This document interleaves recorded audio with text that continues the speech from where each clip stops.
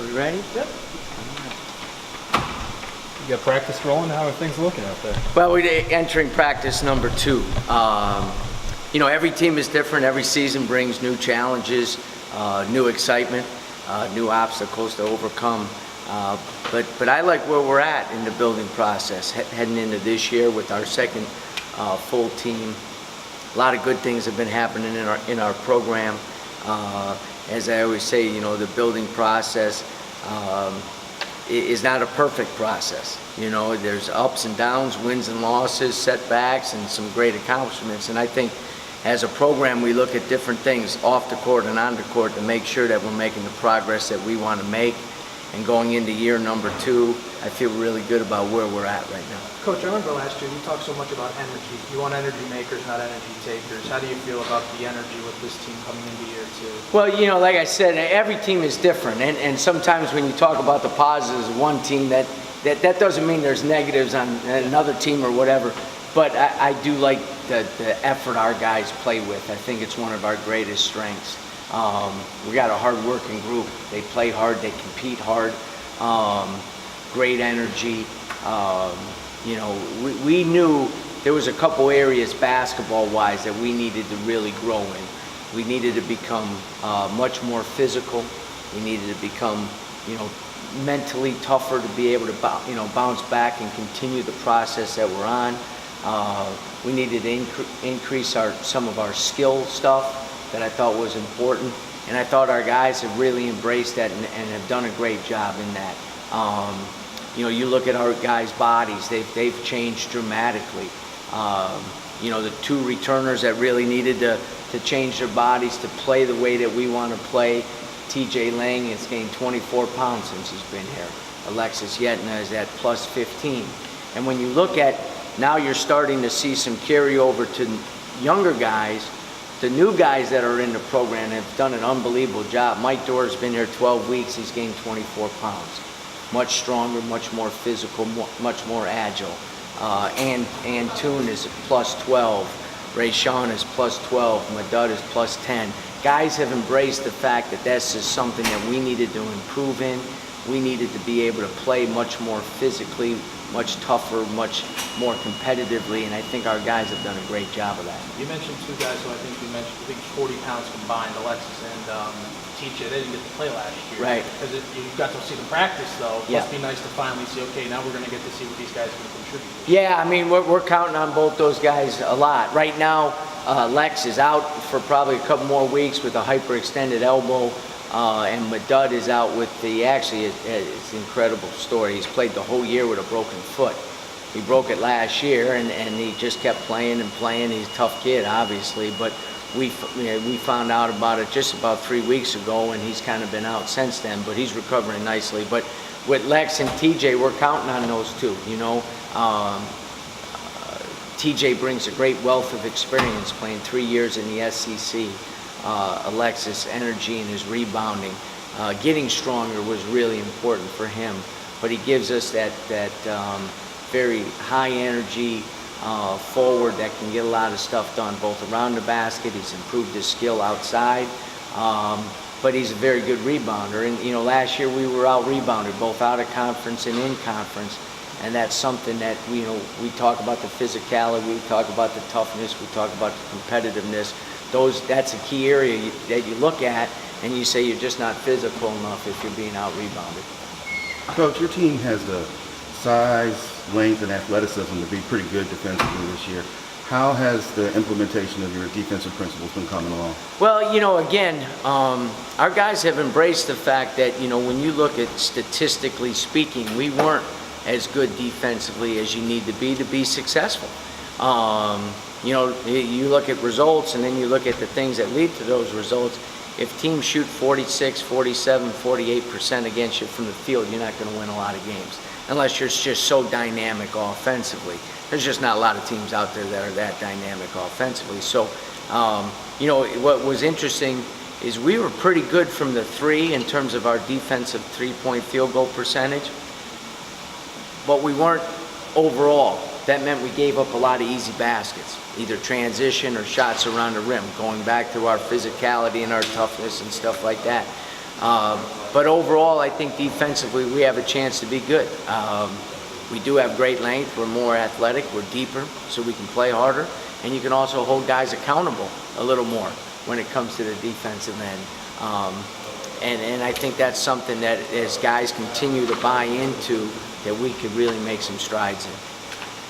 Based on last year, everyone's going to think David Collins is the go-to guy, but it sounds like we might have some more options that we obviously haven't seen yet as far as scores. Yeah, and I think that bodes well for us. Obviously David had a tremendous freshman year, and we need him to, take it another level as a sophomore, and I think he's prepared himself pretty well to do that. But he won't be alone out there, with TJ as a senior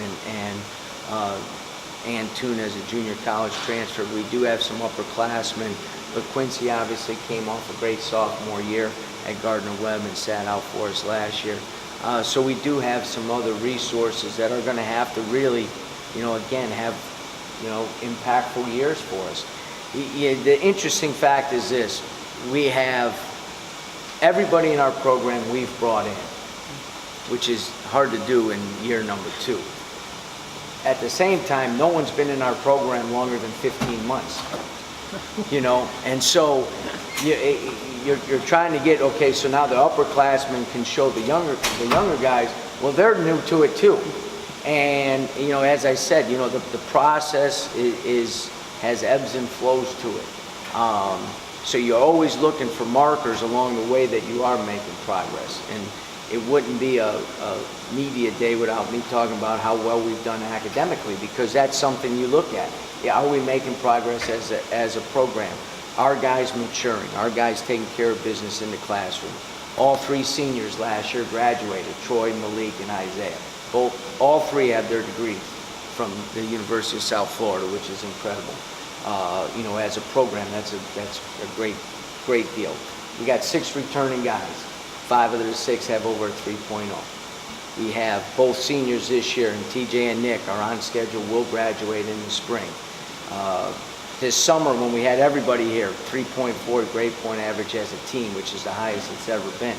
So the progress is being made. Then you talk about on the basketball side, our guys improving, our guys understanding the unselfishness we need to play with, the connectiveness we need to play with, the discipline we need to play with. We're getting there. That's going to be a day-by-day process. But wherever we were yesterday, and I was excited about yesterday's practice, we got to get better today. Talked about Collins making the next step in his game. What areas are you really looking at this year? Well, again, I think, with our guard play, David play with the ball and without the ball a lot. He needs to be very, very efficient. He shot 41% from the 3 last year, but didn't take enough of them. So he's not allowed to pass up an open shot. He's just not allowed to. And where last year it was a default to kind of attack the basket all the time, we need him to do that. But we also need him to be ready on the perimeter and be able to play off other people. With Quincy and Xavier, we have 2 really good guards at being able to create scoring opportunities for other guys. We have an unselfish team. Sometimes almost too unselfish, and David falls into that category. I need him very aggressive to score. The other thing is, we're going to have to count on him defensively, and rebounding the ball wise. He's big and strong at 210 pounds. He has to average more than 2 rebounds a game. There's no allergic reaction to going in and hitting somebody and rebounding as a guard spot. That ignites our break. And I think last year there was times where we didn't play with that physicality. He's a big, physical, strong guard. We need him to do that as well. Coach, Larry Dixon's the newest member of your coaching staff. Can you talk a little bit about the impact he's had on the program, particularly on the court working with the bigs? Yeah, I mean, again, I've known Larry for a long time. Coach Herring's known Larry for a long time. And during the process of filling Chad's role and open position, I just was, after 2 conversations, knew, 1, how well he'd fit in with our staff, 2, the impact he would make in recruiting. But the 3rd and 4th are really important to me. The 3rd one is he's great with our guys. Especially like I just said, no player here longer than 15 months. We have to spend an exorbitant amount of time with our guys to show them and make sure they're understanding what we're all about and how we do things. We talk about a daily discipline, and they have to understand that. And they get that from the leaders of the program, and Larry obviously is one of those. And the other one is just his ability on the court to translate that relationship into impacting guys basketball-wise. Obviously, great, experience as a coach, and so his ability to quickly understand our teaching points and what we want to get done, add a couple things to him, which I really like, and he's impacting our big guys in a great way. What about for you just personally? I mean, I remember when we sat down last year, you were like coming back from Atlanta on a recruiting trip, then you went back out. Is it for you like kind of like, okay, settled in year 2? I saw you with the SoFlo jersey on the other night at Ray J. That was big, wasn't it? That looked good. That looked good. I got a lot of compliments on that. Does that kind of feel like, okay, now I'm here, kind of give you personally a little bit of... Yeah, I mean, obviously the city, I say this all the time, people, it's hard to have a bad day in Tampa, and I've come to realize that. So is my family, my wife and my 2 girls. We love it here, and that the city and the community, my girls go to Berkeley Prep, they love it there. I mean, so many good things. And so, yes, it's a little more settled. At the same time, we're in still such an early phase of creating the program we want to create. Number one, you can't ever be satisfied with where you're at. But we got a long way to go, but that's the excitement of it, and that's where it goes back to our first question. To do that, you got to have guys you really enjoy being around, both staff and players, and that makes it easier as well. I go into practice every day and I'm fired up because I know we may not be perfect. We're going to be better than we were the day before, but we are going to get after it, and that makes it fun. And at the same time, you're always building. And these jobs have changed quite a bit, but I wouldn't rather be doing anything else other than this, especially here. One thing about the job that's changed is recruiting. I mean, you look at Croatia, Serbia, the Sudan, France on your team. I mean, that's an international player, kind of like Jose right now. Yeah, it's becoming more international. I always say the difference in the men's game compared to the women's game, all of our international players came to the States and went either to high school or junior college and then to college, where a lot of the women players come directly. So there's they have a couple years of getting accustomed to America basketball and the academic piece and all those different things. Plus it gives us an opportunity to spend more time with them on the front end of the recruiting. But at the same time, yeah, it is a world game. There's no doubt about it. And being able to bring those recruits and see this facility, see the Movement Center, see the Fishman Academic Center, see the campus, the academic piece of the university over the last 3 months has obviously really increased, and the prestige has increased. So all those things tie together where we are an international university, great diversity here on campus, and we sell that.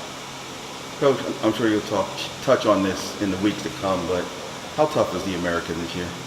Again, there are no nights off in this league. Couple reasons.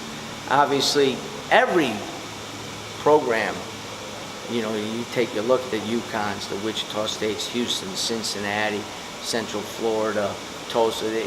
A lot of them have built their national brand on the shoulders of their basketball program. And that has, again, no knock on anything football-wise, but, and so night in and night out, if you don't play well, if you're not on the top of your game, coaching-wise, playing-wise, you're in trouble. But you got coaches that are in places right now that they're really comfortable at and really believe in. So that adds to the recruitment. That adds to that value every day that you have with your players as well. And you're gonna see that. I mean, if Central Florida doesn't have the injuries and SMU doesn't have the injuries, both those teams are NCAA caliber teams last year. Okay? And we have 2 teams in Cincinnati and Houston that are in either a bad call or a missed free throw away from being Sweet 16 teams last year. I'm still mad at Kelvin for losing to Michigan in the NCAA tournament. And Cincinnati, misses a couple free throws, or they're in the Sweet 16. So you're going to see that. You're going to see 5-6 teams in our league vying in those last couple weeks to be in the NCAA tournament. You're going to see the teams that don't get in making big runs in the NIT and playing great postseason basketball. And you're going to see teams that get into the tournament advancing as well. All good? Thank you.